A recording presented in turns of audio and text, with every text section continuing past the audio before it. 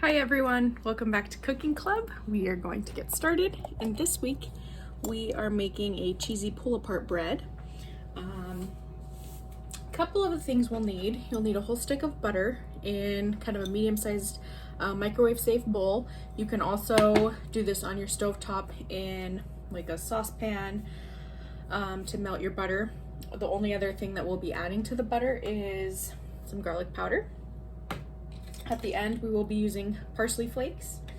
And then an optional item I will be sending home is like a marinara or a pizza sauce to dip in.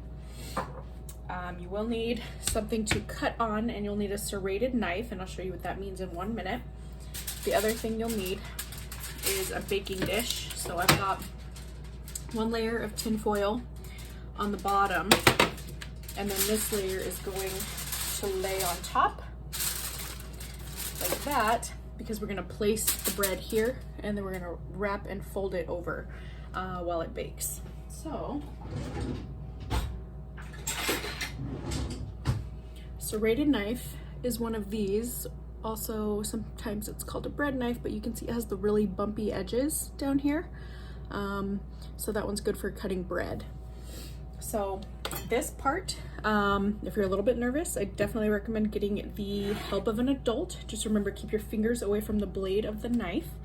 And one other thing to note, we are preheating our ovens to 375 this week. So, get a little bit closer to you. Okay. So what we're gonna do is we're gonna kind of cut in a crisscross pattern. So I'm gonna go this way, and you do not want to cut all the way through the bread. We're gonna go down fairly far, but we're not gonna go all the way until we hit the bottom of the loaf.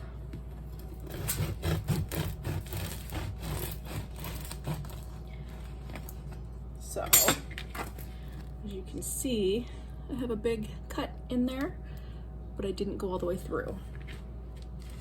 And one other thing I'll mention, my loaf might look different than the one that you get when I send everything home. It's kind of, the bakery at Hannaford has only certain selections. So some of you might get a round loaf, some of you might get kind of a longer rectangle, some of you might get half of a really long rectangular loaf. It just kind of depends what they have when I'm able to go shopping for our bags that we send home. But the process is the same, the crisscross diagonal cuts, regardless of what shape your bread is.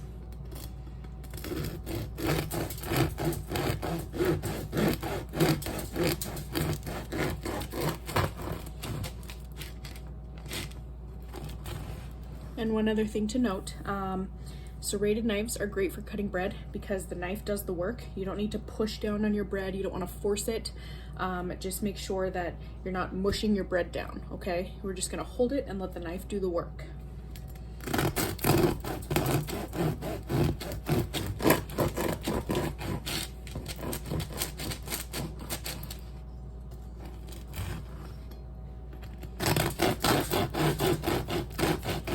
Just making a lovely mess on my stovetop.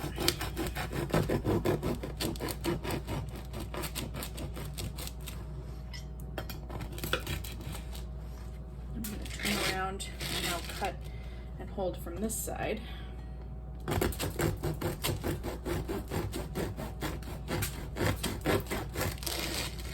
can see that very well.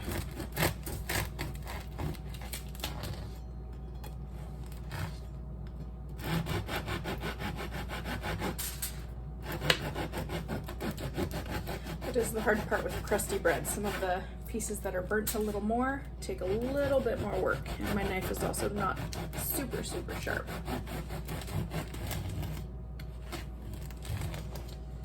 All right, so there's one half. So now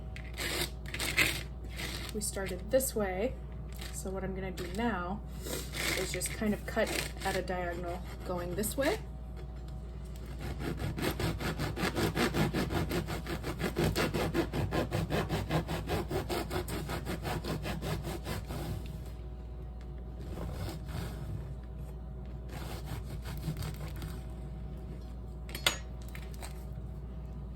So our first cut is looking like that. So I've got kind of a couple different pieces going.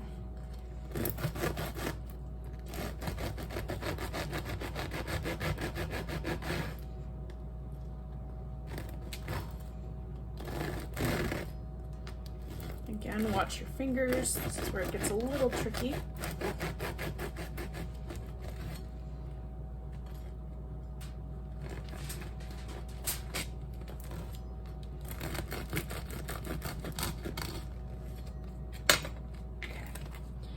So there you can see we've got a couple more crisscross cuts. And I'm gonna switch knives and see if my other serrated blade will be a little bit better for us.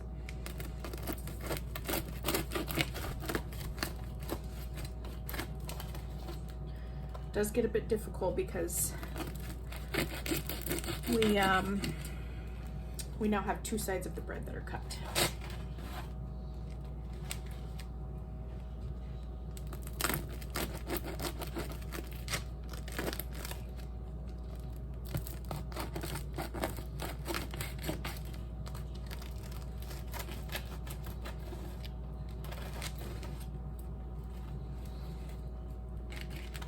Turn this for my last cut over here. See that pretty well? Okay. So what I'm going to do now is try and squeeze as much as I can, again, keeping my fingers away from where the blade will be going.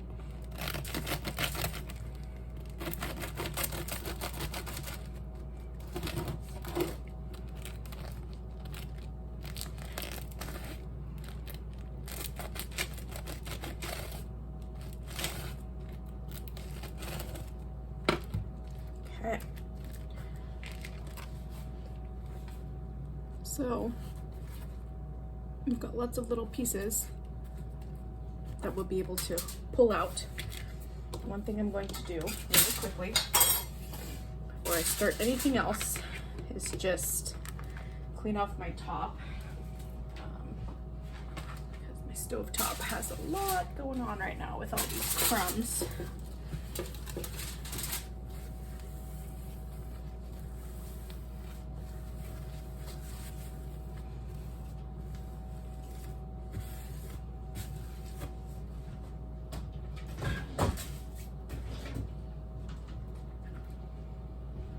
Okay, so our next step, we're gonna melt an entire stick of butter.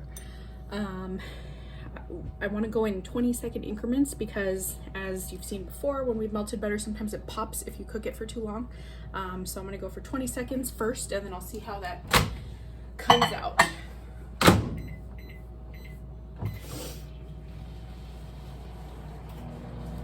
Another item, if you have it, a pastry brush is helpful. We've used this a few times.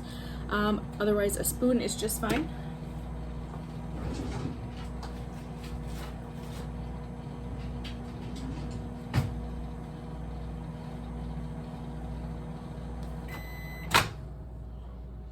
All right, so 20 seconds got it a little melty, but not quite melty enough. So I'm just gonna kind of mush this down. Set that there. You can go for 20 more. It might be popping, it might not. Then I'm gonna open my cheese. We will be using as much of the mozzarella as we can. And then the parmesan has a really good flavor, but we certainly aren't gonna use the same amount. It's a much more strong flavored cheese.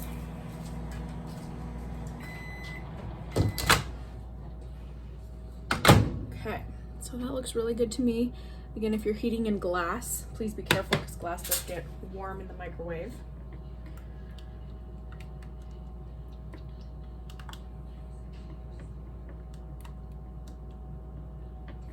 Okay, so all of my remaining chunks of butter are melted.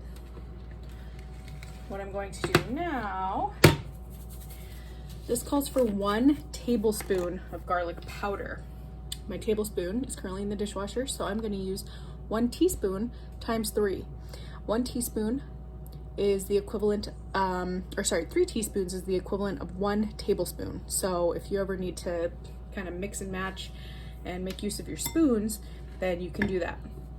So I'm going to go 3 teaspoons. and that will equal 1 tablespoon. So this does have a lot of garlic. It is a cheesy garlic pull apart, but your breath tomorrow will keep the vampires away. The parsley will be added in last. So I'm gonna go ahead and just mix my garlic powder into the butter.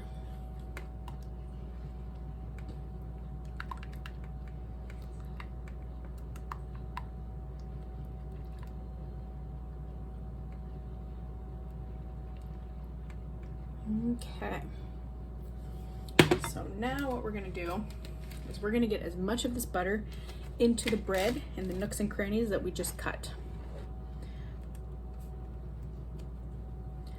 So with your pastry brush, you're gonna try to separate into all the cuts you made and just kind of fill it, because that's what's gonna make the bread be really soft inside and help it pull apart along with the cheese.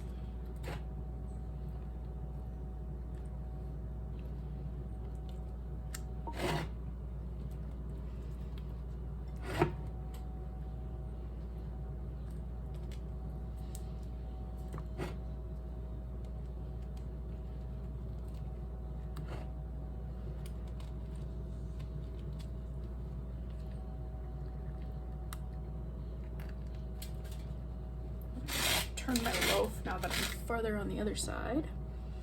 And again, if you don't have a pastry brush, that's fine. You'll just take a spoon and pour it into each little crevice.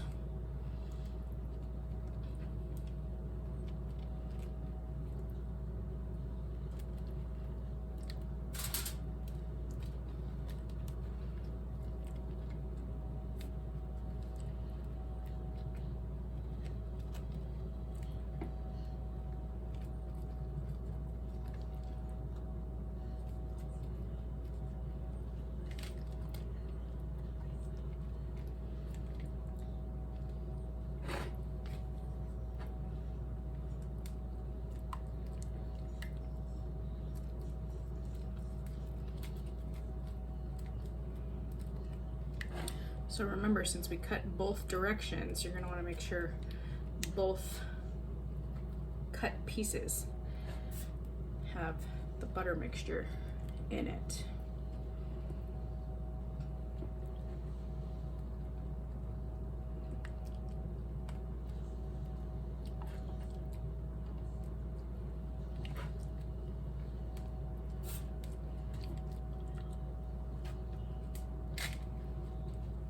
So I have just a little bit left, and all I'm gonna do is take it and brush it across the top.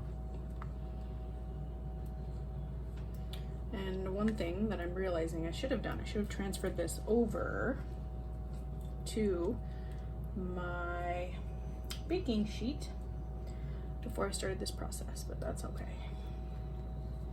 We'll do that next before we get working on the cheese.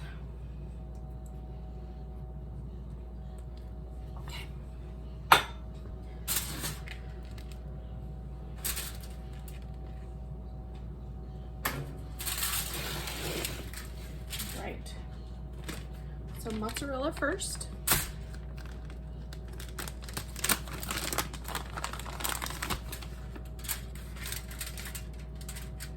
You're going to want to just kind of shove that in between each piece as you go along. Grab a section, open it up.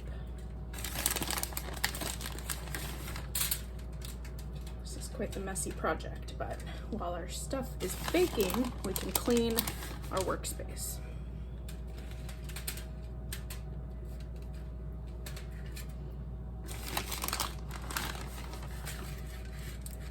So same as I said with the butter, you want both cut lines to be stuffed. So you want to get in between each section.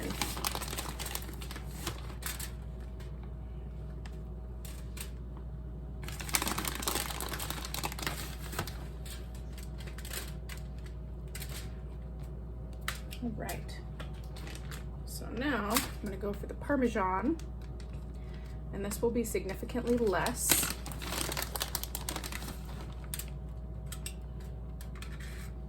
one's gonna be more of like a sprinkling on top.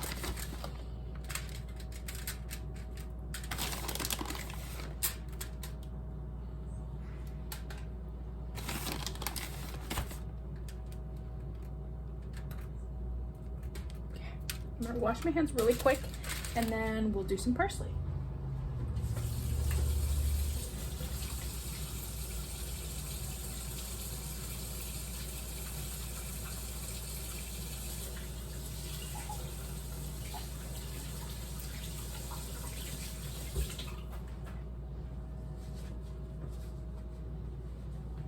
All right, so parsley flakes. Careful when you pour this on because a lot can come out at one time.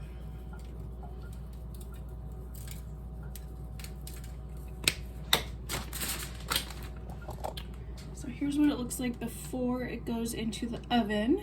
And now we're going to wrap it this way and this way. You can kind of crease your edges. We don't want it to be too tight. It's almost like you're tenting it.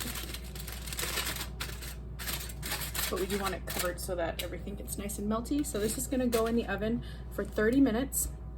The first 20 minutes will be covered, and then we're gonna take it out, uncover it, and put it back in for the last 10. So I will see you back in 20 minutes when we take it out to uncover it. Okay, so this is after 20 minutes. We're gonna unwrap.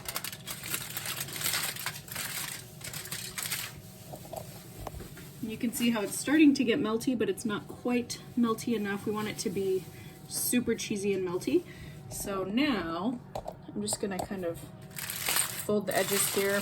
Again, be very careful since your baking sheet is hot. And I'm gonna go for 10 more minutes unwrapped inside the oven, and then it should be nice and bubbly by then. Okay, so this is after 10 more minutes. You can see that the cheese is very melty. You might have to get a fork to help you pull some of these pieces out. It's very hot, so you're gonna wanna let it cool quite a bit.